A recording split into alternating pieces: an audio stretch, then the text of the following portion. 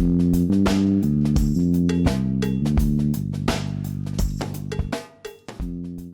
right, it is Thursday, July 29th, 2021, and this is the Fight Business Podcast.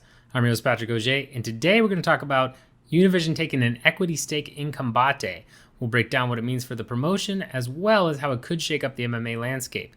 Then we're going to talk about MMA Judging. Obviously, if you watched the last weekend's UFC card, there was a lot of controversial decisions. Saw a lot of people saying, oh, we should change judging to do this. We need to find a new system. But I'm going to go ahead and do a little mini strategy case study on how a promotion like the UFC or Bellator or who have you looks at MMA judging and what makes most sense for them in terms of how they could affect change if they wanted to. So we'll break that down a little bit just so you can see from the business side what the UFC or Bellator or any promotion would want in an ideal MMA judging scenario for them. Then we're going to talk about Invicta moving back to pay-per-view. So if you haven't heard the news, Invicta FC 44 will be a pay-per-view event with the prelims being on Access TV.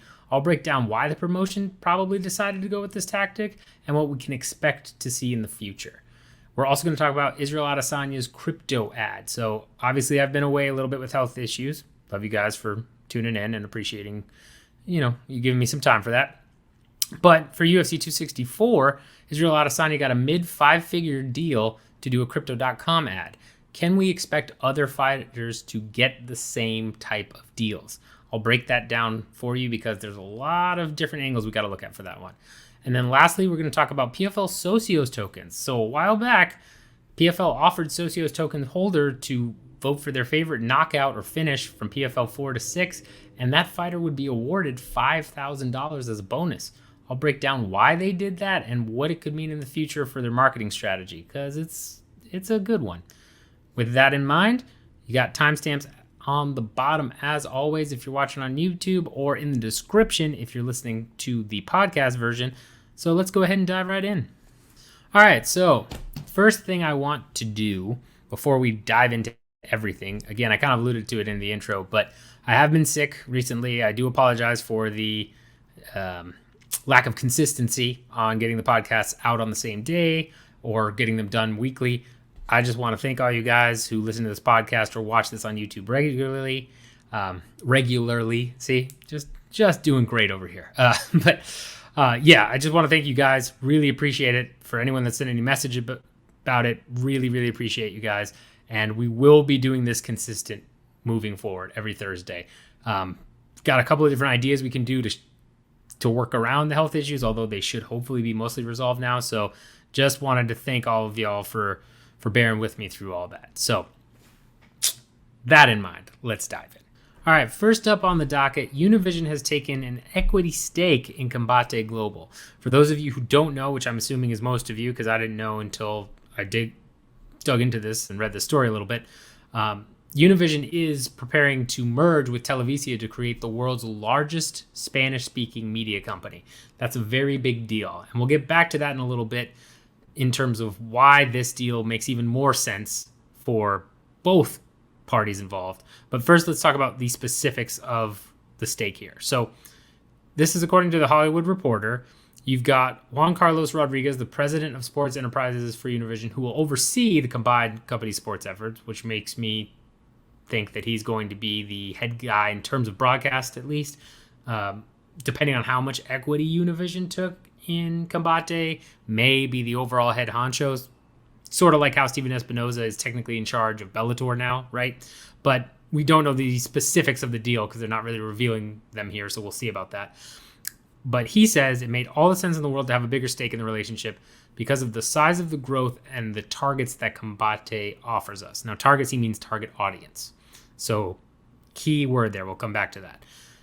Campbell McLaren, if you haven't seen, has been all over Twitter, getting on every media member that isn't touting Combate's numbers in some form or fashion.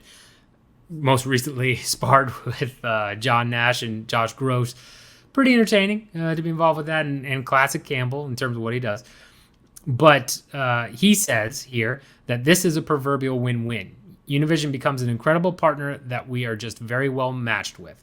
He also adds that Univision CEO Wade Davis is someone who knows and loves MMA. Now it goes on to talk about, Combate, what they do, all of that. And Rodriguez has another couple snippets here or whatever.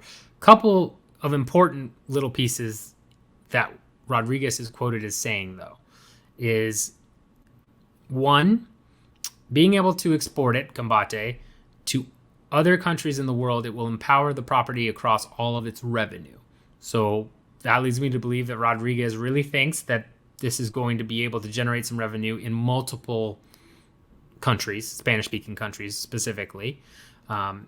Also, a big piece of information here is that Univision is going to essentially start to dip its toes into the streaming section, right?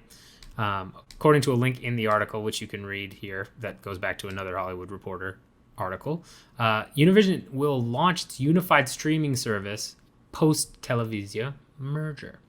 So they're basically going to create their own ESPN Plus, only it's going to be Univision Plus or Televisia or whatever they call the new company, all of that stuff. That is what they're going to create, and they need content for it.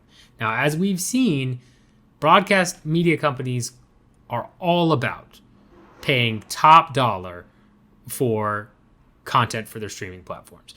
That's big reason why the UFC got paid so much by ESPN to bring it to ESPN exclusively and to also do the pay-per-view deal, right? It's also why they picked up PFL. We've seen DAZN pick up Bellator and KSW for a time. A lot of these new streaming services in the streaming wars need content. They're starved for content. And now they've got an equity stake in Combate. Well, you best believe you're going to get a ton of Combate content. Now, Viacom CBS does have the English language rights for its Paramount Plus streaming service for Combate, but they'll work around that. They'll just focus more heavily on, again, the Spanish-speaking audience, as well as, a couple of other things here that McLaren touches on, which is a new reality MMA program. I'm sure will focus on that. A couple of different, things like UFC Destined, only it will be called Combate something, or PFL Road to the Playoffs. It'll be Combate Road to the Cup. Stuff like that. That type of content is what they're talking about creating for the streaming service. So I'm sure that was part of the deal in some form or fashion. Another key piece here that backs up that assumption that I'm making is that McLaren is on record as saying the UFC has been on a tear, and it is the ESPN Plus deal that has been phenomenal for them. It has been the two of us, UFC and Combate, who are the ones with real audience members. What we have done at Combate with the help of Univision is created and developed a new audience. We found a new audience that nobody was catering to, that nobody was thinking about, and that nobody was appealing to. And so when you combine that with a new platform, that is a powerful force. That last line there, combined with a new platform, I would assume it's going to be set up very similar to the UFC's deal where, they'll show a couple cards of Combate on Univision, but you'll probably have to go to the streaming service to see most of the Combate cards, right? Just assuming, at least for the Spanish-speaking rights. Otherwise, you're going to go to Paramount Plus. But that's what Paramount Plus is doing right now. So it's kind of a no-brainer to see where this is going. Now, a lot of people were surprised by this deal. I mean, especially because that is a major player. It's not quite the level of ESPN, but it's a much bigger player than most MMA promotions get. It's up there. It's definitely third behind the CBS Viacom merger, which was more of a merger anyway, but definitely behind ESPN UFC deal and CBS Bellator deal. It's number 3, clearly. But the thing that's very interesting here is that this is a prime example of reaching an audience and enabling a product almost solely through delivery channels is what I would say. And what I mean by that is you can watch UFC in Spanish, right? You can watch a lot of different sports programs, entertainment programs in different languages, but the marketing isn't really catered as well to that specific audience, right? You can go to the UFC site. You can change the language to Spanish. You could click when you're going on ESPN Plus. You can click and get the Spanish language broadcast, but the marketing and the focus is still very much for the English speaker.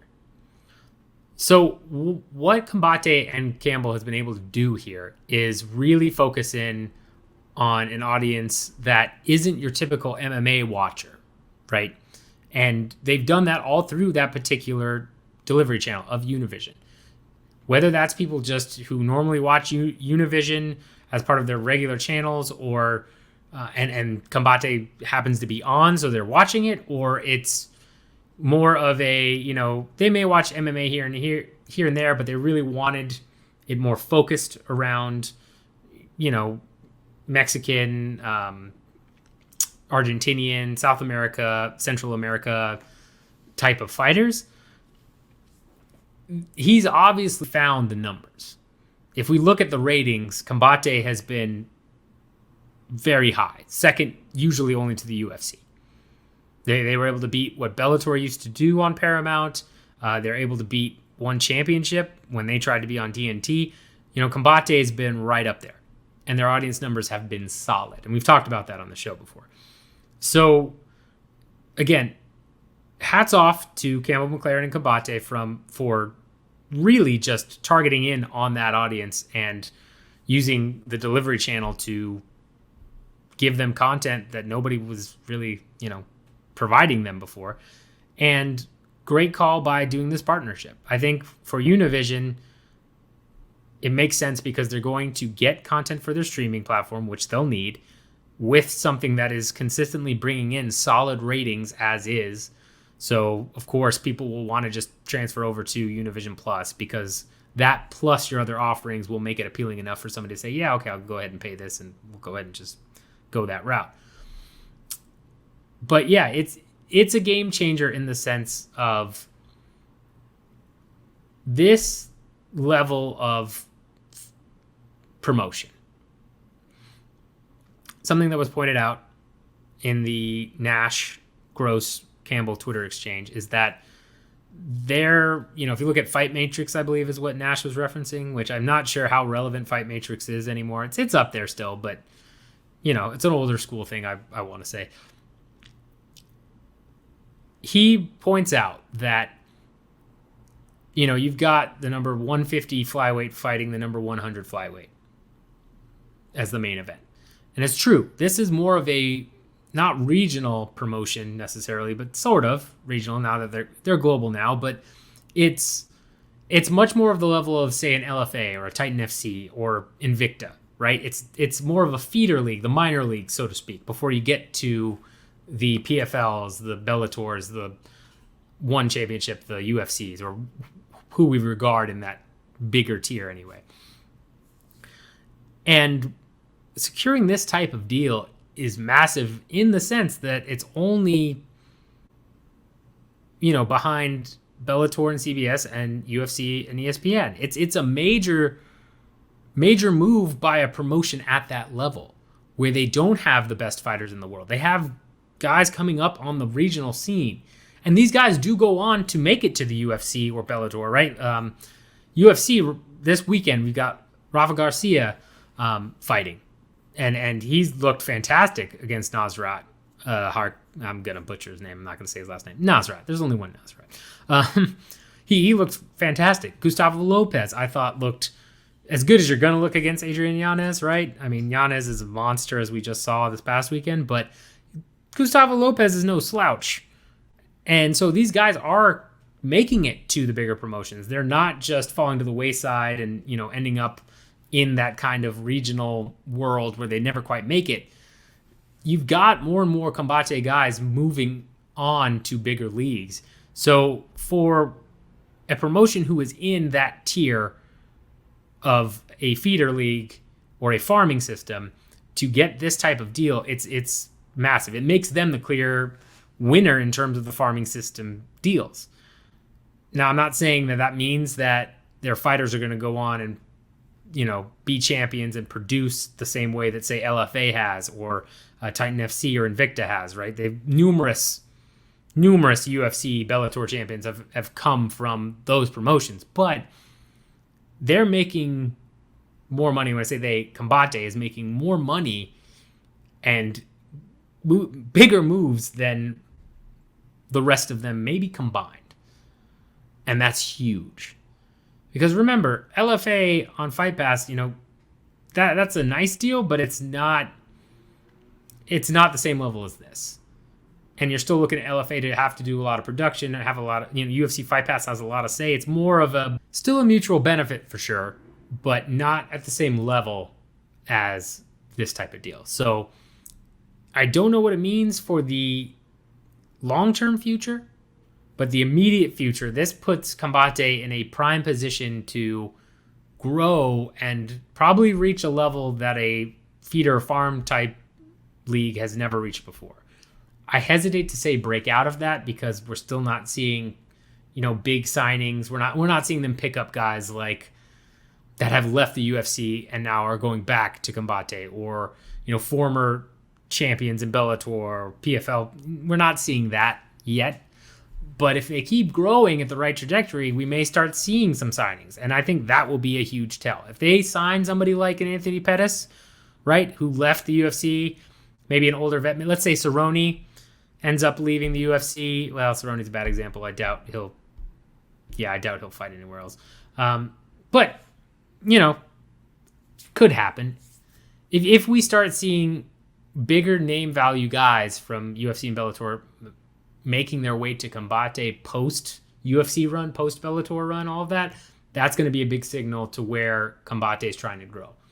But I don't know that they necessarily will do that because, again, they're going after a specific audience and they've kind of got their own homegrown stars. They may just keep trying to go in their own little niche and growing until it gets bigger and bigger. It's interesting, to say the least, especially with the new Combate Global rebranding instead of Combate Americas. I'm excited. I'm very excited to see where the promotion goes, and it's big news. So keep your eye out. If you haven't watched Combate, maybe start. I think you should, because they've got some good fights, even though they're not the most ranked, highest ranked guys in the world, and they're making moves. So just a recommendation. Maybe check them out. All right. So next, I want to talk about MMA Judging. So if you missed last weekend's UFC card, obviously had some scores on there just making you scratch your head. A lot of people were arguing, bickering about it. And then you got the traditional, how can we make judging better? We need to make judging better because of fighter pay, right? Because guys are losing half their paycheck to bad judging. I mean, it's hard to look at Miranda Maverick versus Macy Barber and think, man, Miranda lost, a good half of her paycheck, got robbed by the judges, right? But ultimately, I think there is a lot of conversation around hypotheticals on how we can make judging better, what we can do instead of judging, how we can change the show win system without looking at it through the lens of the business. And when I say the business, I mean the promotion side. Because fighters, obviously, their main goal would be to get rid of the show win system. You had Francis Ngannou, heavyweight champion of the UFC, going out there saying, justice for fighters, hashtag justice for fighters. We've got to change this. It's not fair. You've got to do something about the judge. Of course, fighters would want the show win system gone, so they just get paid their full amount, right? But promotions like the UFC, Bellator, all of that, they don't want that. That's higher cost. That ups your overhead. Think about it. Outside of champions and title challengers, I'd say, got a couple of exceptions here and there, but mostly those two. Everyone else gets paid based on the show win system. Now, some do have or have negotiated their contracts so that they get most of their show money up front and then they get a little bit of a win on the side. Trying to think of specifics off the top of my head. I want to say Cerrone did at one point, or Tony Ferguson might have as well. But you've got those occasional type of deals, right? But for the most part, it's half and half. So you end up going to the octagon, you lose a close decision, or you get robbed by bad judging, and you lose half your paycheck. For any particular UFC event, what have you, that means as a promotion, I am paying double my fighter expenses in most cases, or near double my fighter expenses if I get rid of the show win system. So of course I don't want that. Especially on more stacked cards, right? The Florida card that the UFC held when they came back from COVID lockdowns and everything, that was pretty stacked. You had a lot of people on there. UFC 200, that's, sticks out in my mind as one of the most stacked cards on paper. You do not want to be paying everything up front. You want to keep half of those expenses off the books. It's not that they can't afford them. It's just, again, it's overhead in the promotion's mind. You never want to raise overhead. Raising overhead only makes sense for a business if the subsequent revenue they gain from raising that overhead outweighs it by enough of a margin. And in this case, this would just be raising your overhead to please fighters and to kind of, make the public a little bit happy, since there's a slight amount of dissatisfaction amongst fighters, fans, and media about how the show win system works. But again, if I'm the UFC or Bellator, for this example, we'll go UFC, and I'm looking at this scenario, what are my best options? Right? One, is it a problem from my perspective? Two, if it is a problem from my perspective, what are the best options? And three, then how do you execute that best option? Little strategy sesh here. So let's run through this. I'm the UFC. Had last weekend's card, just awful judging in some cases. You get a lot of social media outcry, lots of MMA media outcry, and then your heavyweight champion coming out and, saying this is a messed up system, we got to change it, as well as a couple other fighters. One, is this a problem? If I'm the UFC, no, I don't think this is a problem right now. That should be addressed. Why do I think that? Because, yes, you've got outcry. We've seen outcry before. But unless something is going on in the background where you've now got a bunch of champions or fighters saying, hey, I'm not going to fight anymore unless we fix this or what have you, blah, blah, blah. This really isn't going to turn into anything. You don't have people boycotting the UFC. You don't have fighters saying they're not going to fight anymore. It's people are mad, and understandably so, and people say it's wrong, and it is, but it's not really a problem on your end. A big reason why is that MMA judging is an external force, an environmental factor, so to speak, for the business, right? Remember that judging comes from state commissions. The judges are picked by state commissions. The UFC has some influence, I'm sure. Whether or not they'll explicitly state that, probably not. But we've seen, Dana White say, I never want to see Yamasaki in there again. And Mario Yamasaki has not revved for the UFC since. They have some pull. They definitely have some political pull. But it's all kind of indirect and through side channels. The UFC is not going to come out, other than the time Dana White did that, which even then, that's just Dana's opinion, right? It's not an official statement from the UFC that we will not be hosting any events here unless this referee is gone, blah, blah, blah. No, it's not happening. They, I am sure, have pull in terms of getting assigned refs, all of that. That's why you always see, some of the more experienced refs like Herb Dean, or, when John McCarthy was refereeing, right, him.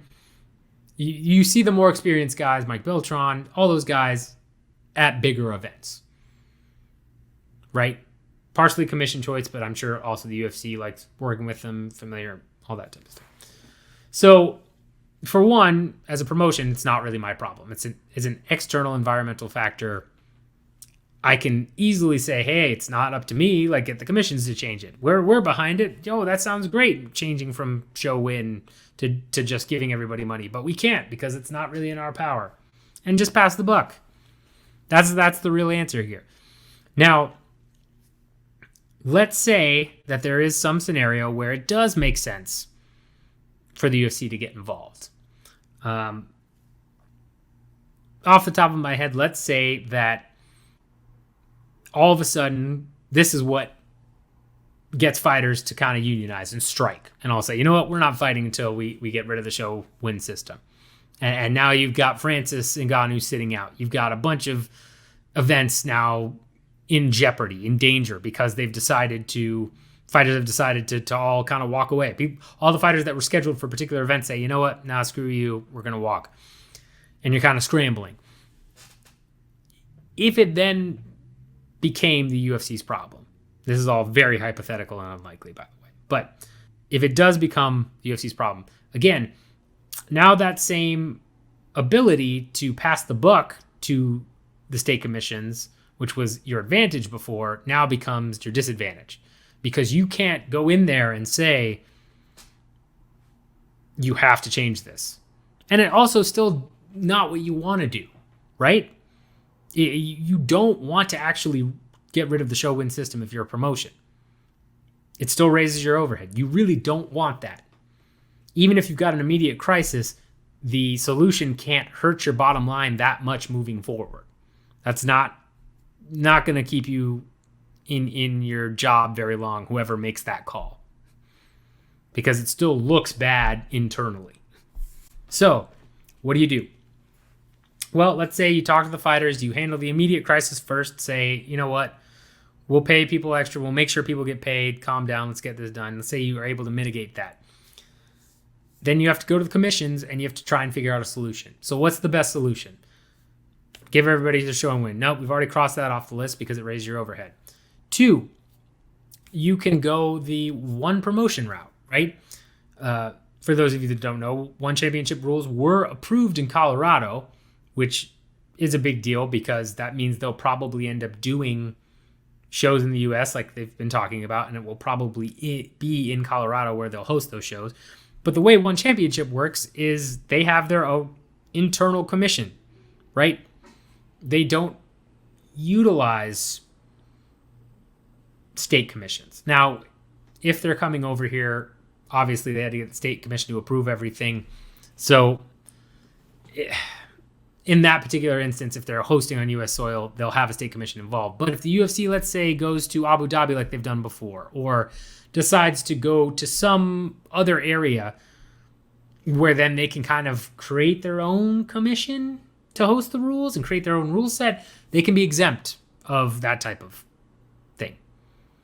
Now, that would be a tough, tall ask at this point because you've already established a lot of, deals and your reputation in certain countries where you've worked with, say, the Brazilian Athletic Commission or, Saudi Arabia, all these other places.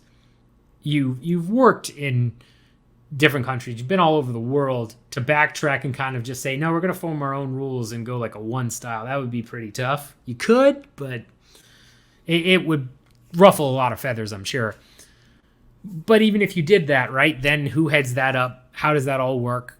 What judges do you assign? You're going to have to end up paying the judges, whether that's them being internal UFC employees or whatever. It kind of hurts credibility. No, it's not really an option. So you get rid of that. So then what are you looking at? Because the end goal here, and it's important to focus on the end goal, is to make judging more palpable to your fighters and fans and the media to an extent. You could look at going down through the root cause analysis. You can look at the real issue seems to be, at least from a business perspective, this is only coming up because judges are making bad calls. Why are they making bad calls? Is it because of who particularly is assigned? Is it because of their education on, going through whatever courses they have to be state certified? Is it because there's just some type of issue with the judging itself that's causing scores to be skewed. Lots of different factors you could drill down into.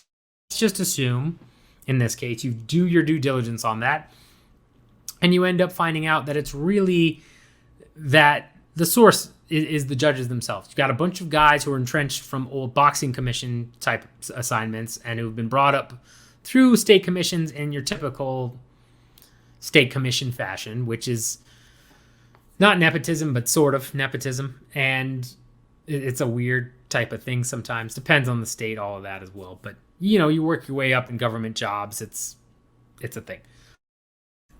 So you see that, or you've determined that is your overall problem.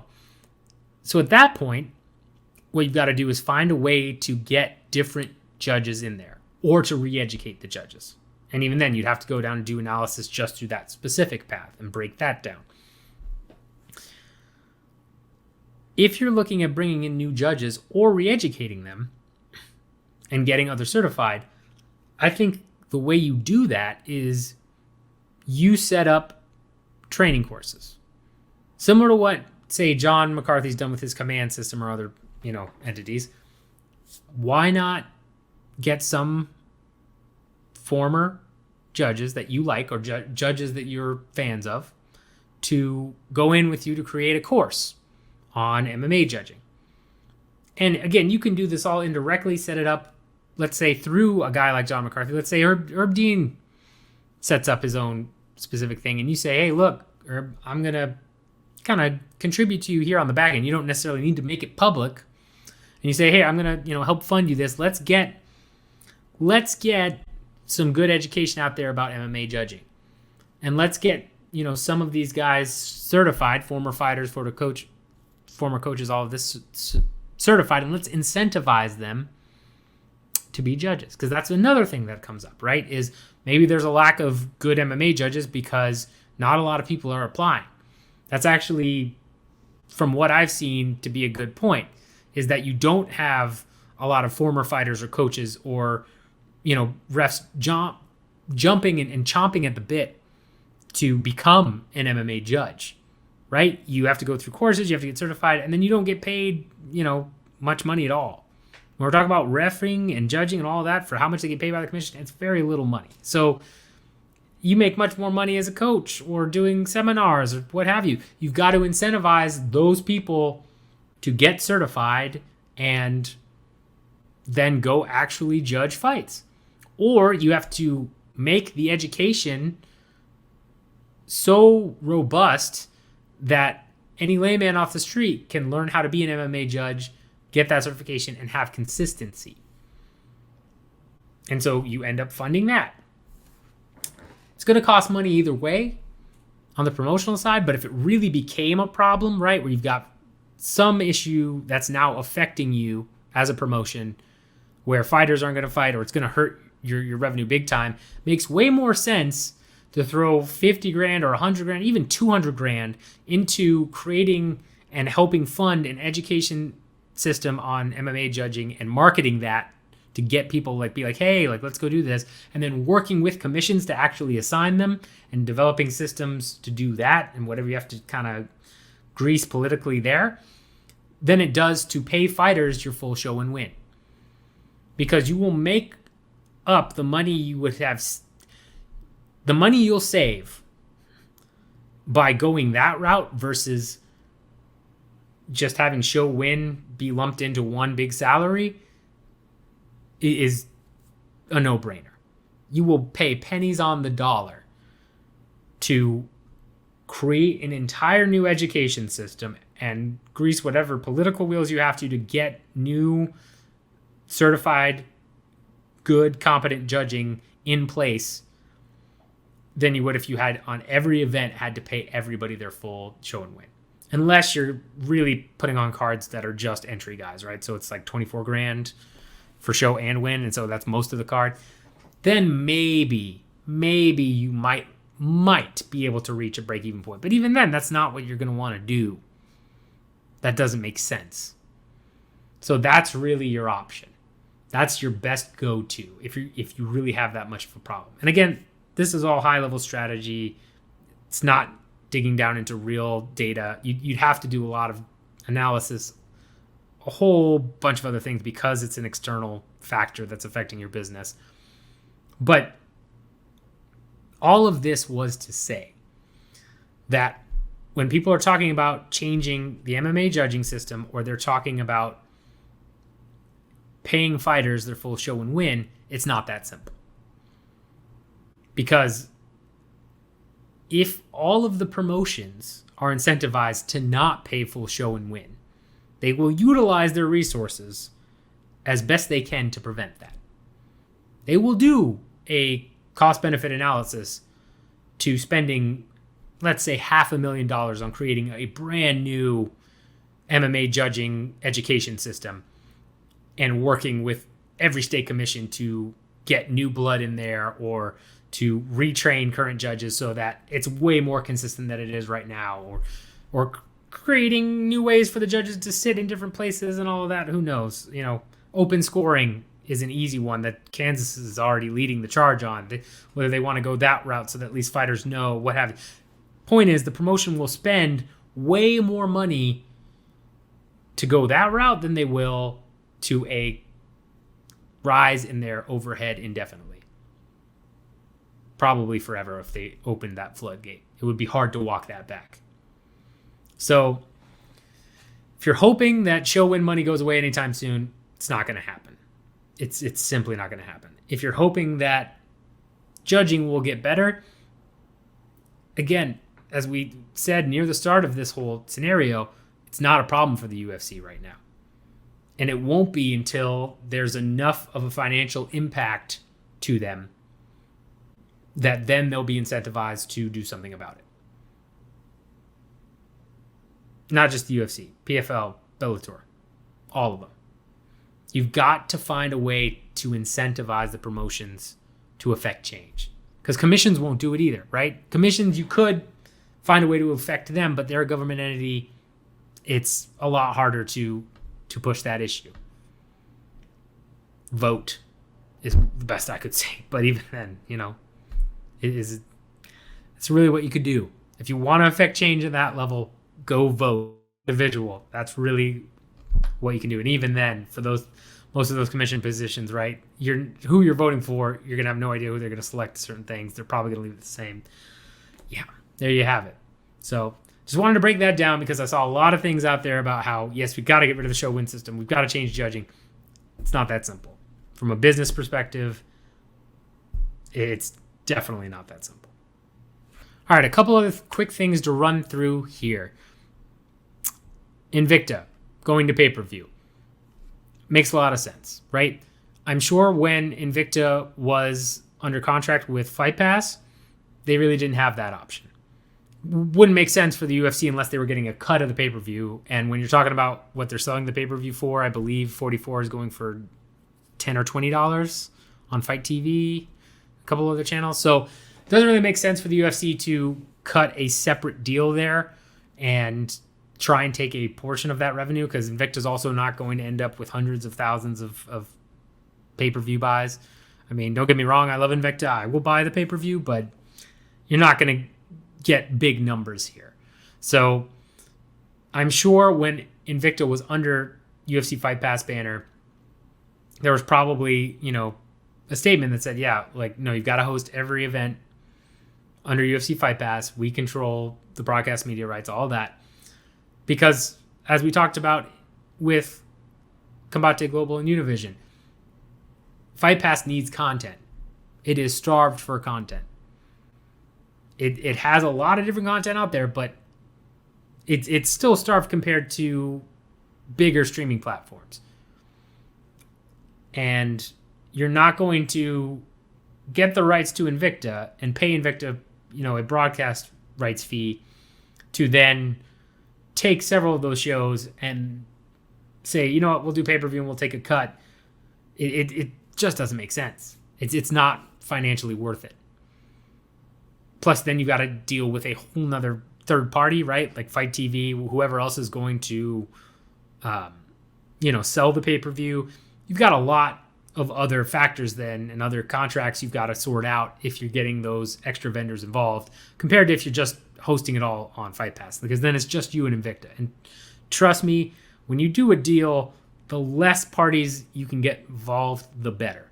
I have yet to, in all my years of consulting, ever see a deal be extremely enhanced in terms of process, in terms of how smooth things run, all of that, by adding more parties, right?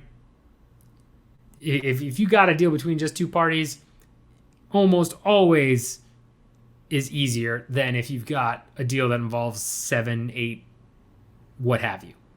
So now that Invicta is back on Access TV, I'm sure there was more incentive to kind of take that leap and get that pay-per-view cut, as well as for Access to probably get something out of that deal as well, right?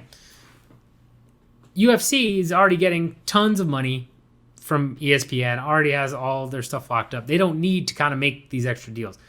Access TV, on the other hand, not exactly a growing channel or a, big name, especially as cable TV is running into issues. I'm sure they're more than willing to be more flexible with their broadcast rights, because they still want Invicta's content, and they'll still, again, show the prelims, and maybe they end up getting a slice of the pay-per-view. I'm not really sure. I'm leaning maybe no, but hard to say. But because they're smaller, they're going to be more flexible. And Invicta would have loved to do pay-per-views no matter what. So now that they have the opportunity to do that, of course they're gonna make that move, and they think they can make that move. They've become big enough that they can make it. And yeah, I think they'll do well enough. It'll be profitable for sure, but they're probably going to get more money than if they had just only shown Invicta fights on Access TV from their internal calculations. I have no doubt that Shannon Knapp has the right people in place to run the numbers to verify that too. So makes all the sense in the world that they're going to pay-per-view and working with a smaller, broadcast partner. They're able to negotiate that and get that done. So yeah, I would expect you're going to see more Invicta pay-per-views. How many? Hard to say. It'll be big cards, right? There'll be more titles online, that type of thing. But expect this to kind of be the norm. I don't imagine this is going to go away anytime soon. All right, Adesanya and Crypto.com. Adesanya got paid mid-5 figures to do a Crypto.com ad during UFC 264. If you didn't see it, he's got like a little filter where it's like Crypto.com, and he's like, you can look and have this filter too. Looks ridiculous in my opinion, but who people like that, I guess. Got paid mid-5 figures to do that spot. Now, Crypto.com and UFC deal obviously ruffled a lot of feathers, because you're talking about $175 million that was all given to the UFC. And that, yes, Crypto.com would offer sponsorship opportunities and all of that, yada, yada. But, I mean, it was UFC raking in big bucks while fighters getting nothing guaranteed. And they're still not getting anything guaranteed. Keep in mind, touting that Adesanya got mid-5 figures for that ad is a way to kind of show other fighters, like, hey, if you keep winning, if you become champ, you end up getting popularity, like you can get like 50, 60 grand to just do a little TV ad. See, there's money there. It's great.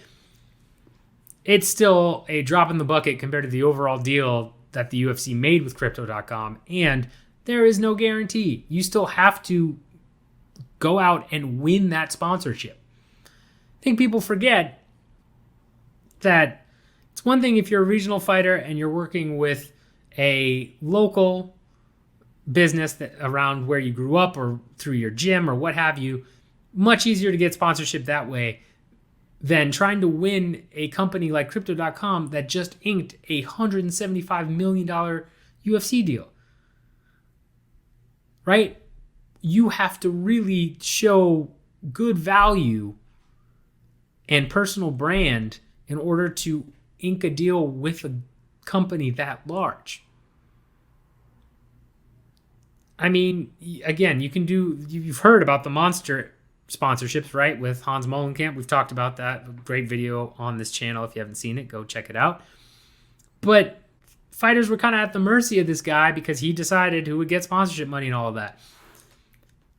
And they had to put up with a bunch of just crazy garbage because that's what you do when you're trying to get sponsorship money from a giant company. Now, Crypto.com isn't as big as Monster Energy, but still, it's not someone you can just go to and they'll just be like, you know what, we like you, here's 10 grand to do a spot for us. That's not how that works. They'll look at you and they'll say, wait, where's your ranking? What's your popularity? What's your social media? What's your, brand? Why should we pick you and not one of the other 600 plus guys on the roster to give money to? Sure, if you're a champion, you've probably got opportunities. But even then, I don't know that every champion is going to get that either. Adesanya is one of the most popular members on the UFC roster. Of course he's going to get a sponsorship. But I don't know. Is Brandon Moreno? I'd hope so, but you don't know. Is Volkanovski?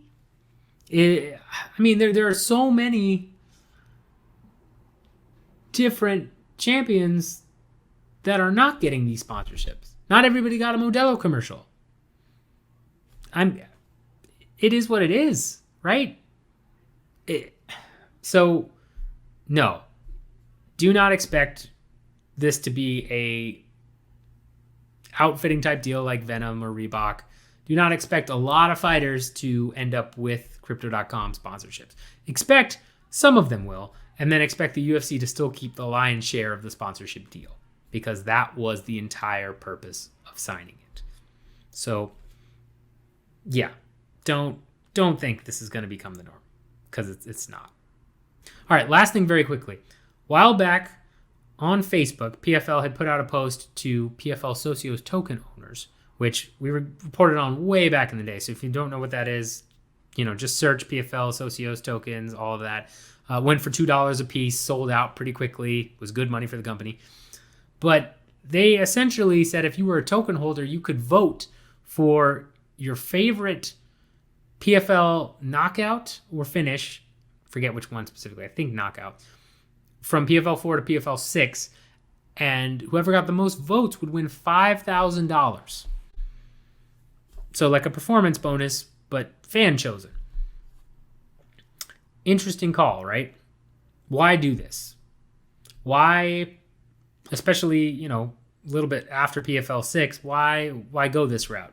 To award $5,000 to a fighter based on who fans thought got the best knockout. It's a tactic we have seen a couple of other times. I did a piece a long time ago about Battled FC, who was trying to create their own cryptocurrency and, go that route. But the end game here for something like Socios tokens users and what PFL is trying to do is create kind of a brand ecosystem where it rewards you for being a token holder, one, because you get to vote on who gets extra money.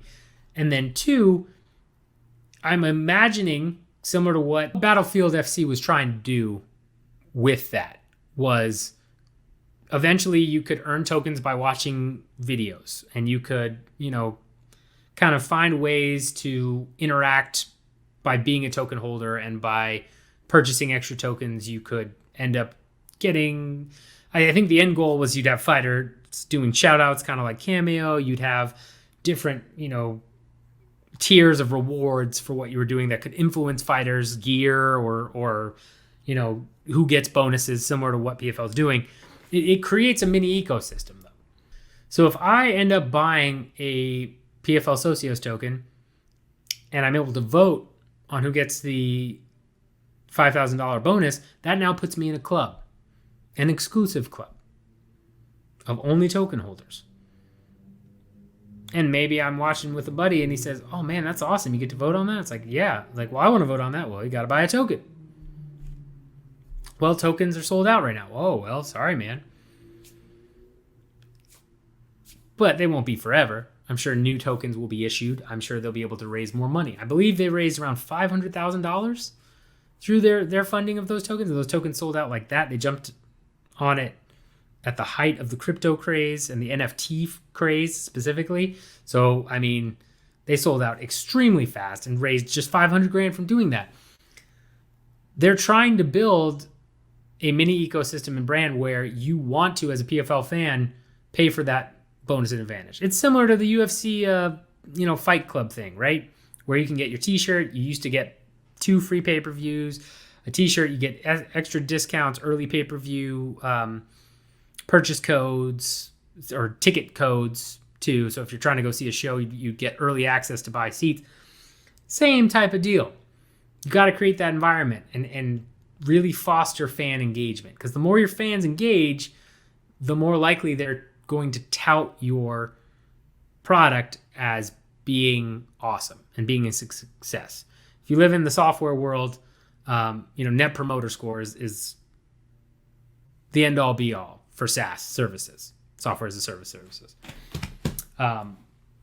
where, you want to have your customers so happy that they go out and they tell people and be like, man, you got to use these guys because they're so great. Same thing applies here. You want your fans to go out and say, man, you've got to check out PFL. You like MMA? Dude, UFC's fine. That's great and all. Yeah, big. But dude, check out what I can do with PFL. I can vote for who gets the bonus. Check out these sweet knockouts. You fans to be more engaged, to promote your product. Because the best marketing you will ever do in any type of business is through your customers. If you have satisfied customers that do word of mouth marketing, highest conversion rate, bar none, in almost any industry. That's why you have Google reviews. That's why you have Yelp. That's why you have all those sites that made tons of money by just being review sites. Because word of mouth goes way farther than you creating posters and saying you're the best promotion in the world and doing all this stuff. Not as good as a family member or friend saying, dude, you got to check these guys out. It never will be.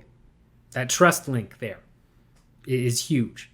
So that's what the PFL is trying to do here, and expect more token type rewards to come, whether that's voting on other bonuses, getting special access to merch, what have you. I expect a lot more of that. I also expect there to be more tokens sold eventually, because if you raise $500,000 that quickly, why wouldn't you, right?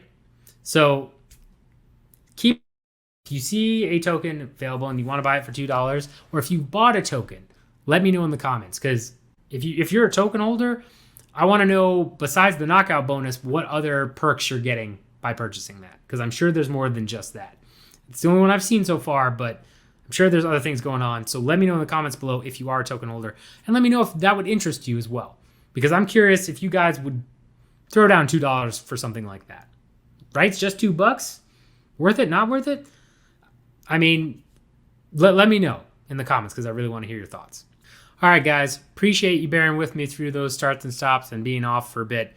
Know it's a little bit rusty, but promise it's only going to get better from here. Medical stuff seems to be all good finally, knock on wood. We'll see what happens there, but should be more consistent, should be more on top of things. So if you're watching on YouTube, hit that like, share, subscribe, bell notification, all that. If you've already done that, appreciate you guys as always. If you're listening on Anchor, Podcast Addict, Apple Podcast, Spotify, what have you, always love you guys and appreciate it. Gonna make sure to really make an effort to get that podcast uploaded on time every Thursday.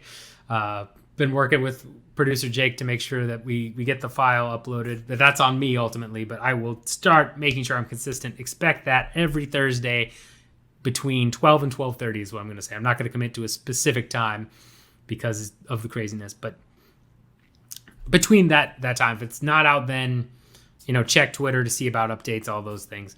But I will make more of an effort there as well, because I love you guys. And with that in mind, keep yourselves healthy. I cannot tell you, as someone who's been doing all this medical crap, take care of your body, take care of your health, because it's totally worth it. And until next time, get money.